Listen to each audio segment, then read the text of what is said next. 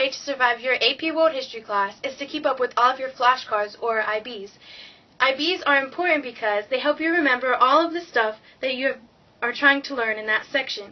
Another way that you can do your IBs is on studyblue.com. It is mobile and you can access it pretty much anywhere on a device. Another easy thing about Study Blue is that you can print it off and you don't even have to worry about carrying all these cards.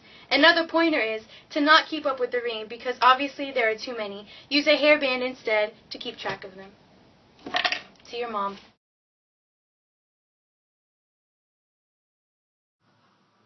I've really got to finish this assigned reading, but it's so boring and I'm so tired. Allie. Allie. What? I'm awake. I'm reading. What? I thought you were studying. I was. Okay, so another good tip for surviving WHAP is actually do the reading. Make sure you don't fall asleep because the book is really boring. And another good tip is use the online book because it's more interesting and it has like the outlines for when you don't get your reading done. So it gives you like the basic concepts and kind of like an overview of the chapter. And it has online quizzes to do like before you have your actual test on it. So make sure you do that, and that's another great tip to help survive WHAP.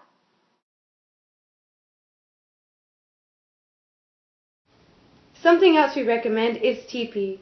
Not this TP, this TP, your timelines and pressure charts. When you do a pressure chart, make sure you fill it all in. In a timeline, you can use colors for regions and be very specific for dates, when something occurred, and specific when people were born.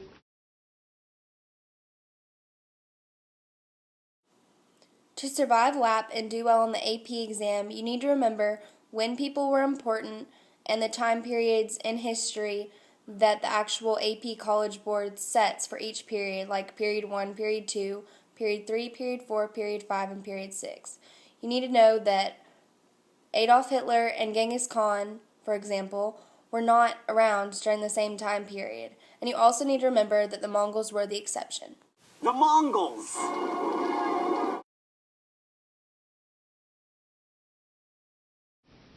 Also, print your notes out, because when you do print them out, you can go back and review, and you don't have to waste all the time writing it down, so you can actually hear the lecture.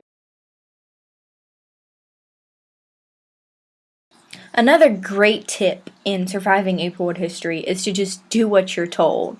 You may think, oh man, I made a 0 on this assignment. I wonder why. Maybe it's because you didn't do what the teacher told you to do. I mean, he isn't going to tell you to do something that's not going to help you in the long run. Okay, I'm just going to tell you like it is. Unless you have no social life or really any kind of life at all, you're probably going to have a really bad grade in this class, unless you review like you should. So you can read the book, which takes a really long time. It's really boring, so you probably don't want to do that. But you can go online and read chapter like overview kind of thing to review, or do online quizzes that go over the information, or you can review with your IBs, which is good. And don't wait until the night before a test or a final to learn the whole history of the world, because it's not going to work. So don't do that. Just review along the way and you'll probably be successful. Another great thing to do in your AP World History class is to listen to your teacher. Now study chapter 23, because there might be a quiz over it tomorrow. Good thing I listened.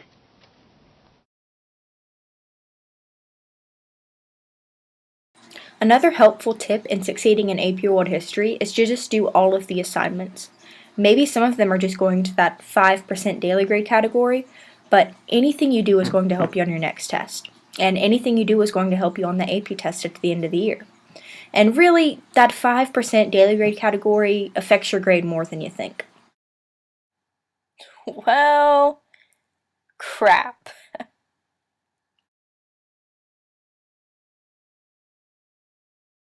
The essays, they'll probably be the death of you and your grade, and yes, you'll probably make a bad grade on 1 or 2 or 10 of them, but you'll probably improve a little bit over the year if you try.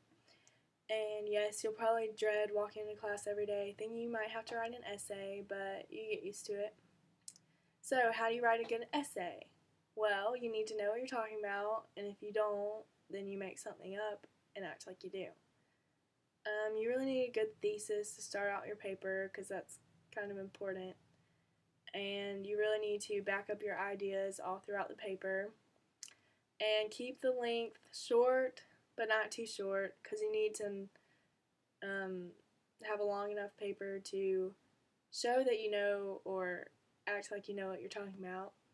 But don't keep it so long that it's boring, because that's just annoying. And the grammar, make sure you act like you have good grammar, because if you don't know what you're talking about, then you're just going to look even more ignorant than you already do. So those are the essays, and it's only like 35% of your grade, so no big deal, but